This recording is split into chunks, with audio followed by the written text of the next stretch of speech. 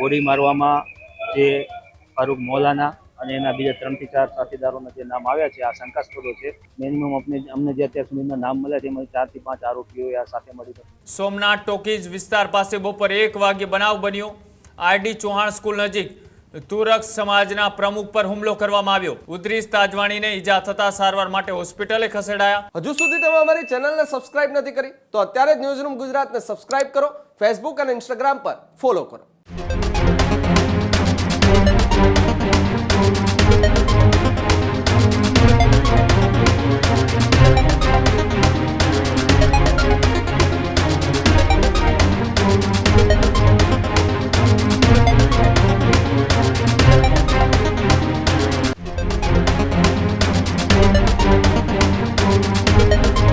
સમાચારોમાં આગળ વાત કરીએ બીજા મહત્વપૂર્ણ સમાચારની તો સમાચાર ગીર સોમનાથની અંદરથી સામે આવી રહ્યા છે કે ગીર સોમનાથની અંદર વેરાવળમાં ફાયરિંગની ચકચારી ઘટના સામે આવી।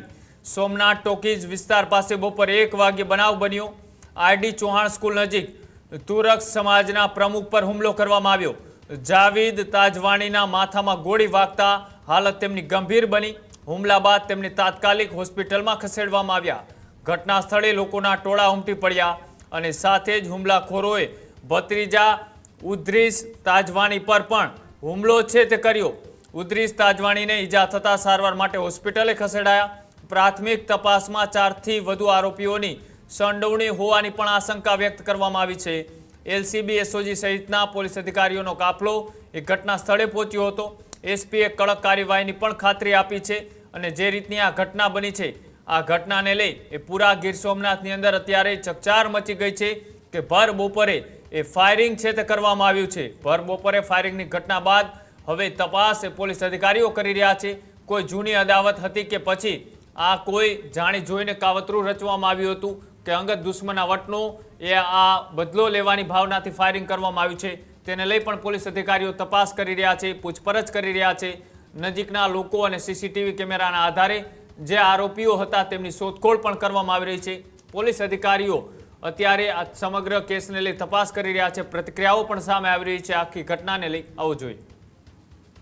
આજે લગભગ બપોરે 1 વાગ્યાના અરસામાં સોમનાથ ટોકીજ વિસ્તારમાં જાવેદ તાજવાણી ઉર્ફે જાવેદ વાંદરી ઉપર ફાયરિંગ કરવામાં આવ્યું છે। ગોળી એના માથામાં વાગી છે અને અત્યારે તેમની સારવાર માટે જૂનાગઢ ખાતે ખસેડવામાં આવે છે। તેમની તબિયતને લઈ અને અત્યારે અમે પૂરતી ચિંતા કરી રહ્યા છીએ અને લો એન્ડ ઓર્ડરની સિચ્યુએશન અત્યારે સંપૂર્ણ કાબૂમાં છે। કોઈ જાતનો ઇસ્યુ નથી। ગોળી મારવામાં જે ફારૂક મૌલાના અને એના બીજા 3 થી 4 સાથીદારોના જે નામ આવ્યા છે આ શંકાસ્પદો છે એની પણ તપાસમાં અમે ટીમો રવાના કરી છે।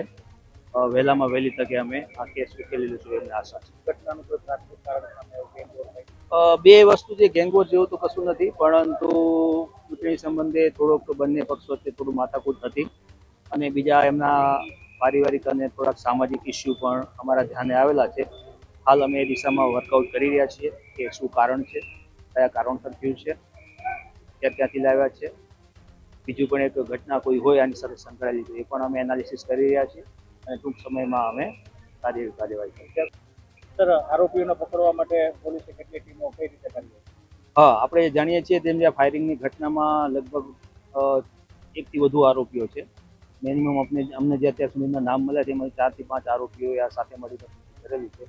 તે જે આરોપીઓ કરેલું છે પકડવા માટે આપણે એલસીબી એસઓજી ને જુદી જુદી ટીમો બનાવી છે અને તમામ દિશાઓમાં એ અત્યારે પ્રયત્નશીલ છે કે આપણે જલ્દીમાં જલ્દી આરોપીઓને અન્ય પણ જે વ્યક્તિને ઈજાઓ હા, એ પણ અમને અત્યારે જાણવા મળ્યું છે। એક અત્યારે મને અહીંયા હોસ્પિટલમાં જ મળ્યા, એમને પણ સેમ કમ્પ્લેન કરી છે। હવે આ ઘટના સાથે સંબંધિત છે આ ઘટના કે અલગ ઘટના છે અમે હાલ તપાસ કરી રહ્યા છીએ। હજુ સુધી તમે અમારી ચેનલને સબસ્ક્રાઇબ નથી કરી તો અત્યારે જ ન્યૂઝરૂમ ગુજરાતને સબસ્ક્રાઇબ કરો, ફેસબુક અને ઇન્સ્ટાગ્રામ પર ફોલો કરો।